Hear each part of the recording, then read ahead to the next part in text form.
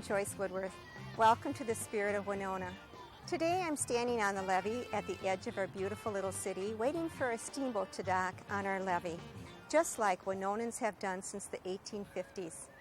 Steamboats are a big part of our heritage, and today we are fortunate to tour the largest and grandest steamboat ever built, the American Queen. The American Queen, built in 1995, is fashioned after the J.M. White steamboat, which was the most extravagant steamboat built in the 1800s. This floating palace comes up the Mississippi from New Orleans several times a year, and Winona's own captain, Richard Carneth, directs it on 2 of these trips.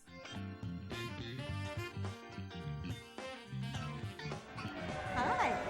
Thank you. Hello. Hi, Joyce. Hi, Captain Carneth. Hi, how are you today? Great. Good to see you. So nice of you to stop in Winona. What a beautiful day, beautiful city. We've got to stop in Winona. Great. Do you think you could give us a tour of this beautiful boat? I think you've come to the right person. I'd be real glad to show you the boat. Okay, sounds good. It's a big one, and they put a lot of frills into it, and be glad to show it off to you. The American Queen brings people from all over the world to Winona. These passengers are from Switzerland, Germany, the Orient, and from all parts of the United States. It is not only one of Winona's strongest links to other parts of the world, but it is also one of the strongest symbols of our heritage and our connection to the past. Well, you sure have a lot of passengers. Yeah, about 410, I believe, we got on in St. Paul. Is all that headed right? for St. Louis. Ah, Right. and what happened to the St. Louis passengers? They got off in St. Paul. Ah, They changed over up there. uh-huh. End of one cruise, start of another one. So about 410, something like that. And they'll get off in St. Louis when we get there. And we'll feed them well and try to show them the sights, show them the little towns along the way. Winona's just the first one. We hope to start them off on a good foot. How long does it take you to come from St. Louis to St. Paul? 7 days each way. Okay. It's a 7-day cruise northbound and a 7-day cruise southbound. And then do you go to New Orleans as well? Right, that's our home base. We're home based out of New Orleans. The Queen Steamboat Company has the 3 boats, the Delta Queen, Mississippi Queen, and American Queen. And they cruise all the rivers, but that's our home base is in New Orleans. And how many crew members do you have? On this boat, we've got about 160. Where are your crew members from? They're from all over also. We've got some Yankees up here where I'm from, and we've got some from New Orleans and some from Maine. The West Coast is represented and all points in between. Well, now I understand that you're from one of the most beautiful cities on the Mississippi. Is that right? From the best, absolutely. Right here in Winona. How did you ever get into a position like this? I think it was in my blood when I was born. I came by honestly. I'm the 3rd generation. I had my father and 2 of his brothers were rivermen, and his father, my grandfather, was out here for 50 years also. So it's a family tradition. Well, can you share a little bit with us of what it was like growing up on the Mississippi here in Winona?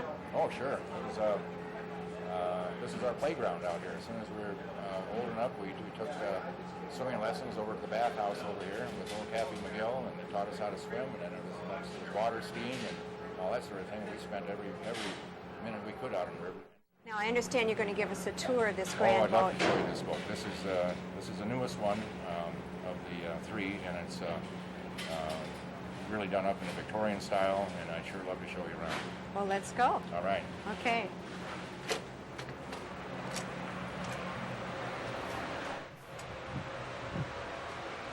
Well, Joyce, the first thing you see when you come on board is the old water cooler. Every old steamboat used to have a water cooler, and we've got one reminiscent of the old ones. And they always had ice in there and cold water, and passengers are welcome to help themselves anytime they want to. Great. First room we look at is on our right, the ladies' parlor, and this is done in Victorian style. The knickknacks over here, the organ actually works, and the gramophone over here really works. Live birds in the bird cage, and just a nice place to sit and relax. On Sundays, I like to come down here with a Sunday paper and just curl up in that window seat over there, or in one of those big chairs, and just kind of relax and enjoy the view and the room. It's just a nice feeling in here. Now, this is the ladies' parlor. Does that mean only the ladies can come in here? No, it's just the name for it. That's as far as it goes. And across the hall, you'll see the gentlemen's card room, but they're co-ed. Is that a tradition that the boats would have a ladies' parlor and a men's area? Yes, in the old days the ladies' parlor was completely separate, no men allowed, and then of course the men had a smoking room where they could smoke their cigars and no women were allowed, and I believe there might have been some whiskey involved in that, but there was two separate areas for the men and the women on. So this would be the place where the ladies would come and have their tea and Right, maybe and sew or knit. You can see on the table the tea service is ready, and that's one tradition we've kept here on American Queen. There's when we're sailing, there's I think a 3:30 or 4 o'clock afternoon tea service with tea and the crumpets and all that, scones and whatever. It's the old tradition. You have some fabulous antiques in here. Are they really antiques? Are they reproductions? Some are reproductions and some are real. I couldn't tell you which. Okay. Well, it looks wonderful. Well, let's go see the gentleman's room. Sure. Okay. Right across the hall. Okay. This room, Joyce, is the gentleman's card room. Of course, it's not restricted just to men, but the card tables and the barber's chair and the fish on the wall and the boar's head and all that sort of thing is sort of like a gentleman's smoking room sort of thing. But this is just a little different decor and nice place to sit and relax, real cozy. Well, it's really a different contrast from the ladies' room. It's really a massive, masculine-looking room. Yeah, it sure is. Right? That's what they intended, and that's what they got. I love the eagles on the furniture. Right. Beautiful. The men's card room is totally masculine with its heavily carved mahogany furniture. The arrangement is tasteful and ornate under the elegant tiled ceiling. The theme of the room centers around the Mississippi. We see this in the hand-carved eagles on the backs of the Victorian furniture and the steamboat pictures on the walls. The black bear we heard of in stories of the past looks like he is perched on the banks of the Mississippi River waiting for a fish to satisfy his appetite. An old-fashioned royal typewriter sits in one corner and an old stereoscope stands in another, man's precursor to Playboy magazine. The stained glass lamp at the window has the Mississippi lily pads beautifully woven into the lead. Well, I love the dragonflies on here, which is indicative of the Mississippi. River, yeah. That's a river fly. And see a lot of those on the river. And you have some old pictures of some old steamboats on the wall. We have a secret place here behind the bore. When the Sunday afternoon comes around, we do this. I usually tease the little kids about this. You gotta tickle him underneath the jaw, pull on his tusk, and pull it down, and voila, 21st century.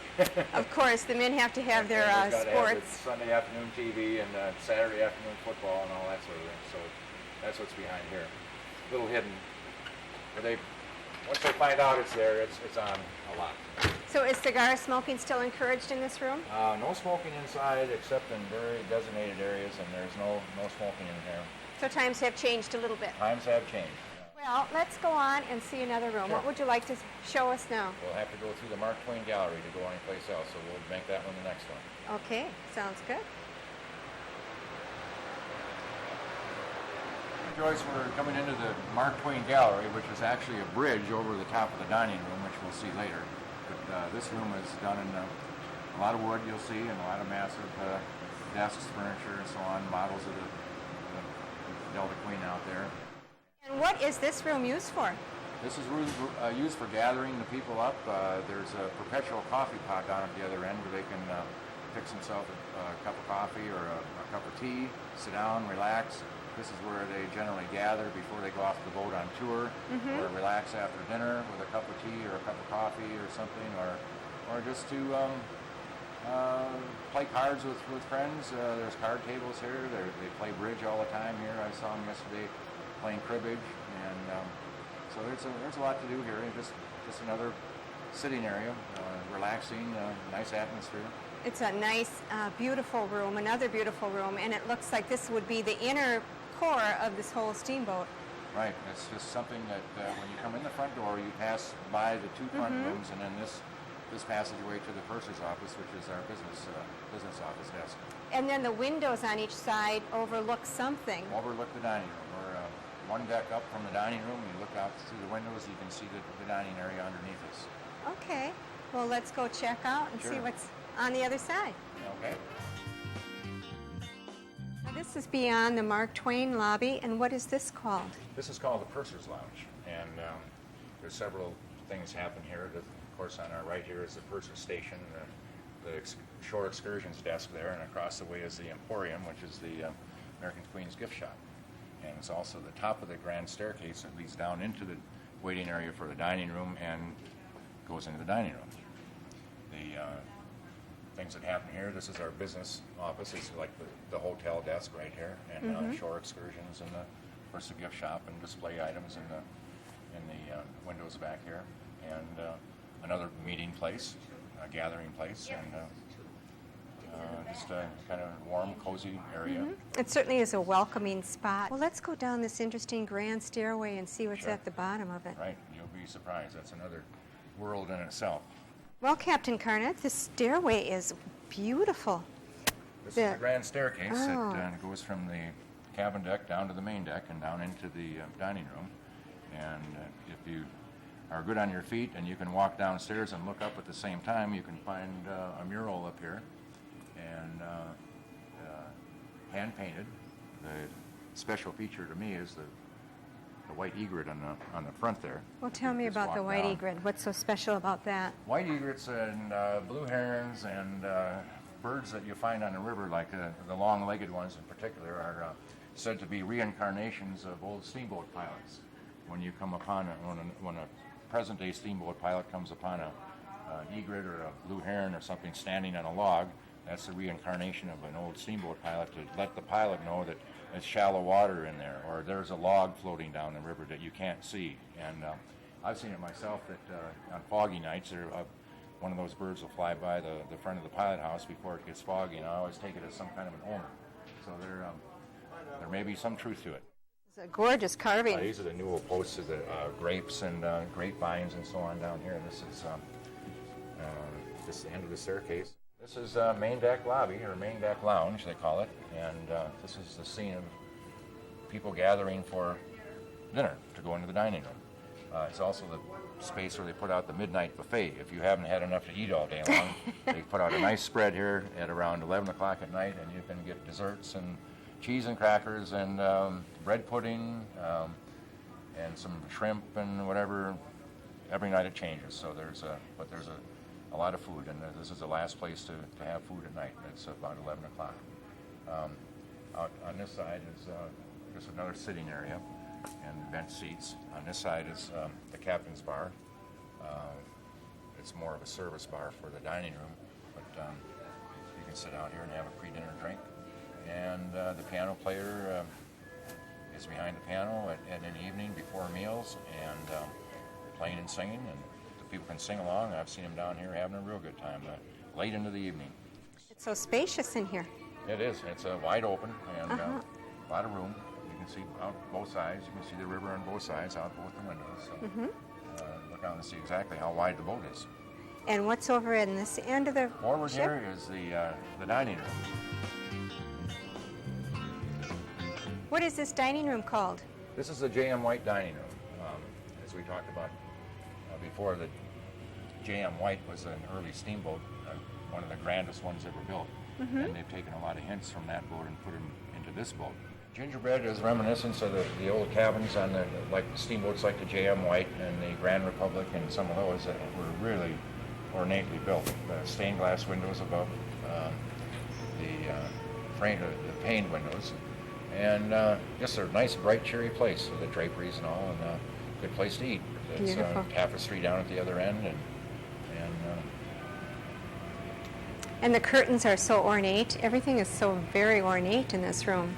yes, well decorated. They keep the Victorian theme throughout the boat.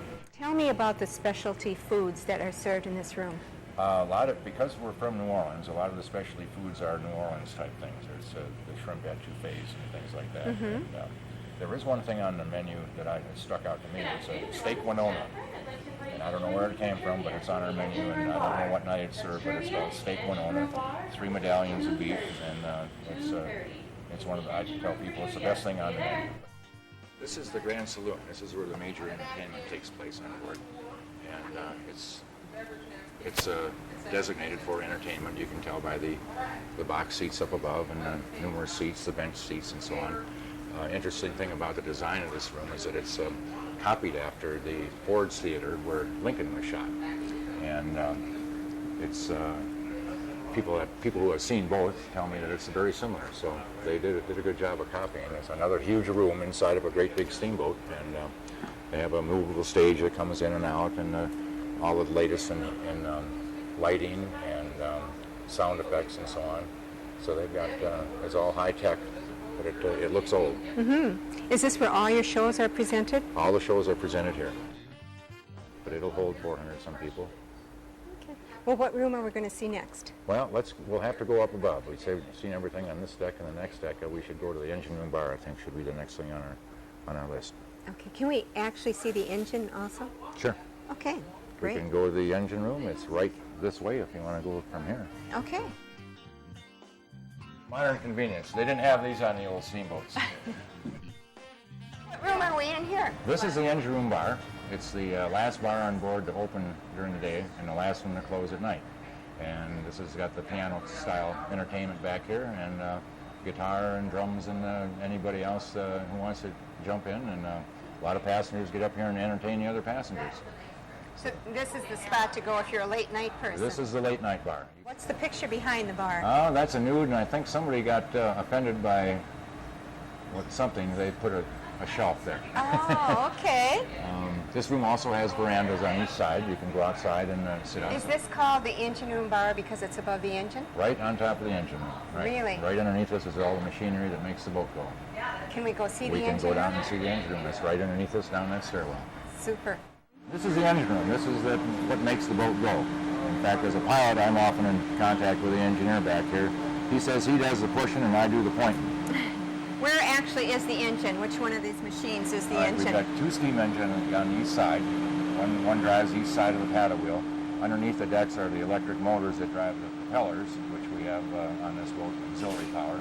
But the main engines are, you see right above the decks here on either side. Those are the steam engines. They're often old dredge. They're authentic. They're real antiques. And we put them on this boat to propel the paddle wheel. But the engines aren't big enough to drive the whole boat, so we had to put auxiliary power on. So we do have propellers here. But the paddle wheel does work. It's not a fake. I see we have one of the crew members here. Right, this is Third assistant engineer on board. And where are you from? I'm from Cape Cod, Massachusetts. And what is your job here on the boat? My job is I stand watch down here, 12 hours out of the day. I stand 6 on, 6 off. I just make rounds of the day, of the equipment, make sure everything's running all right. I control the engines when they send down signals from the bridge. I give them what they want. Where to next? where to next? I think we should go up above, possibly up to the sun deck. That's a long ways up, but that's where our next stop should be, up to the Calliope Bar. Okay, sounds good. Thank you. Thanks, Phil. On the way back up to the sun deck, we pass through the hall and the doors to the room, which all carry names of places and people that are somehow related to the river. The pictures along the hall are all historical shots of the Mississippi. We pause in the room that is most meaningful to Captain Carness. This is the chart room, and this is a place where the passengers can come and enjoy the river, a full view all across the bow. And there's charts laid out in here. We have a person on board called the River Lorian who is accessible to the passengers and can pinpoint on these charts. Here's one right here. On these charts, this is exactly where we are.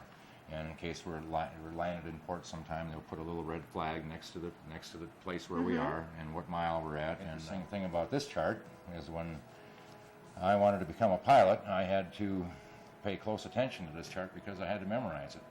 I had to memorize and draw from memory each one of these pages to get from St. Paul to St. Louis. Is this just St. Paul to St. Louis, this book right here? St. Paul to St. Louis, and there's another book that's St. Louis to St. Louis to New Orleans, and I drew that also. And how long did it take before you were to the point that you could draw a book like this? Okay, Joyce, I came on here with it on the Mississippi Queen actually in 1982 as a deckhand, mopping and scrubbing the decks and painting and crawling on the rocks, tying the boat up. I did that for 3 years, and during that 3 years, I got a mate's license, so I could become a second mate after 3 years of that. I was a mate for 8 years, and then I was put into a steersman program where I did nothing but steer the boats. And when I picked up as much as I could, after 10 months of that, I was turned loose as a pilot. It hasn't changed too much from Bixby and Mark Twain's day, when you had to have a mentor and somebody to teach you. I had several of the pilots here spend a lot of time with me, and by the grace of God, somehow I picked up the skills, and here I am, one of the captains and the pilots. So, Joyce, this is one of the most interesting quotes from Mark Twain, I find, and it holds true with a lot of the pilots I've known. It says, "Your true pilot cares nothing about anything on earth but the river, and his pride in his occupation surpasses the pride of kings." And I find that very true with a lot of the people I've met and worked with on the river. Very, very proud of their job. Captain Carnett, this is the pilot house, is that right? Right, this is the pilot house. Is this where you spend your time? This is where I spend my time, 12 hours a day. Well, tell us what you do here. This is where you pilot the boat from. It's not quite as ornate as a cockpit on a 747, but we've got a lot of bells and whistles and doodads, gauges, and so on. And this is where the command central, where we steer the boat from and make it do what we need to do. On either side, you'll see a radar here and a radar here. All boats have rudders, and the steering levers control the rudders. We've got the two joystick sort of things there that look like Nintendo machines or something. Yes. But they're the controls for the Z drives, which are auxiliary propellers. Of course, binoculars. In the center of the brass square there, that's the engine order telegraph, where we order up what speed we want the engineer to run the paddle wheel. Radio telephones to talk with the other boats on the river. Emergency communications for around other parts of the vessel. A regular phone. We've got depth sounders up there that tell us how deep the water is in the river. We've got 2 swing meters that tell us which way the boat is swinging. In case it's dark at night and we can't see a shoreline for reference, those meters will tell us which way the boat is turning. Bow thruster controls are there. And a lot of these controls are duplicated on each of the bridge wings, on the starboard bridge wing and the port bridge wing, because when we have to lower this pilot house, and this pilot house is an actual elevator, it goes down one deck and goes completely out of sight. Well, you can't pilot the boat by looking at a steel bulkhead in front of you, so we have to switch controls out to the sides and then pilot the boat from out there. Well, of course, we're the center of the universe, so we're the middle of the circle here. I have the radar off center so I can see more in front than behind. What we're looking at here is the shoreline right down in front of the boat, the shoreline over on Latch Island. This is a red buoy down here. It doesn't show on the radar that it's red. There it's back in there. Another marker down the river, that's Winona Light down there. Of course, this picture changes as you're moving up and down the river. It's like a plane out the shoreline and a duplicate of the charts, actually. It looks like a pretty quiet day on the river today. What's it like when there's a lot of boats on that screen? Is it difficult for you to maneuver this boat? Well, since they're smaller than me, I have to assume that they're going to pay attention and stay out of our way.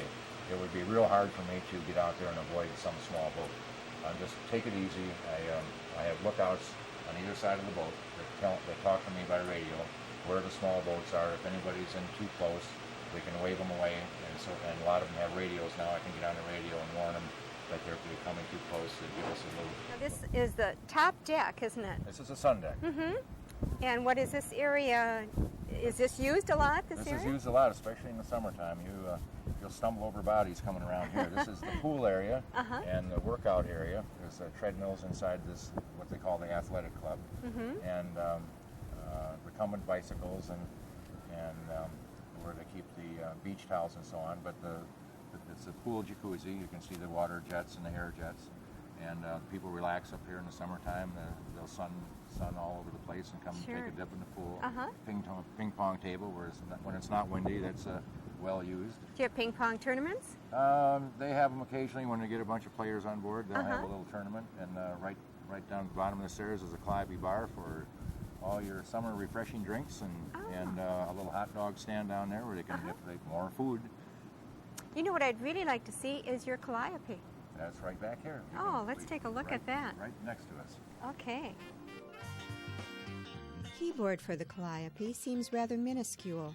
However, the pipes that blow the steam and the whistles for the great tunes related to the Mississippi are very impressive. They are gold-plated and regal, and seem to match the gold contour of the bluffs that surround them. Well, Captain Carneth, tell us about the area that we're sitting in right now. This area right here is referred to as the front porch of America, and I think it's one of the most popular areas in the boat. It's certainly one of my favorite areas because it's protected, and the swings, and it's quiet. It's got a bistro sort of look to it.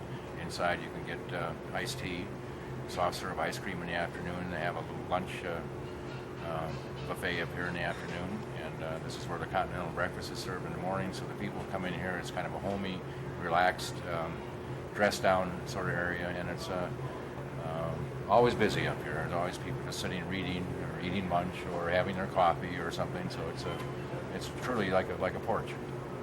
Let me ask you this. What's it like being from Winona, Minnesota, and bringing this great big grand steamboat up to Winona's doors? Oh, it's great. It's really a thrill because all the hard work I put into getting this position, and the family history and all that sort of thing. It's quite a thrill. I don't know how to explain it. It's just it's pride. Proud of that. You know that I can do it, first of all, and that somebody along the way helped me to get the skills to be able to do it. And for that, I'm grateful to my father and all those who went before and since. So it's just a good feeling, a good warm feeling. Here we are in my hometown, one of the biggest boat on the river ever built for the river, and here I'm one of the captains on it and the pilot, and landed here in my hometown. It's a real thrill. Great, and we are so proud of you. Oh, thank you. And I want to thank you very much for giving us such a wonderful tour of this grand boat. Well, it was my pleasure. I like to show the boat up. I wish I could take credit for the design and construction, but I'm just the pilot, so it's credit goes to somebody else. Great. This has been Joyce Woodworth. Please join me on our next show. Till then, enjoy the Spirit of Winona.